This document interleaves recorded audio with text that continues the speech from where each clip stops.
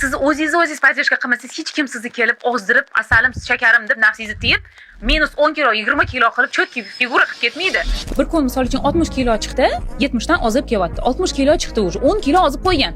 Lekin hammasini to'g'ri qilib kelyapti. Ertasi kuni bir 61 kilo chiqib qoldi. 1 kilo semirib qoldi. Voy deydi, nimaga yana 1 kilo semirdim deydi. Bizni borishadi. Unaqa qilmanglar qizlar. Biz bormaylar. Shuncha qilgan mehnatingizga, vaqtingizga, pulingizga achininglar, qadrlaylar o'zingizlarni. Bu har xil holat bo'lishi mumkin. Ayol kishining organizmida gormonal foni baribir ta'sir qilishi mumkin. Uyqu, yosh bolalaringlar bo'lsa kechasi uxlamasligingiz mumkin. Stressdan bo'lishi mumkin. Bitta asabiylashsangiz kortizolingiz ko'tarilib ketishi mumkin, gormoningiz o'ynashi mumkin. Har xil holatlar bo'ladi. Aynan shu holatlar bizga organizmga shunaqa ta'sir qiladi. Bu degani siz ozmayapsiz, hammasi bir tiyin bo'ldi, siz ozmaysiz degani emas. O'zingizni shu payt ushlashga harakat qiling.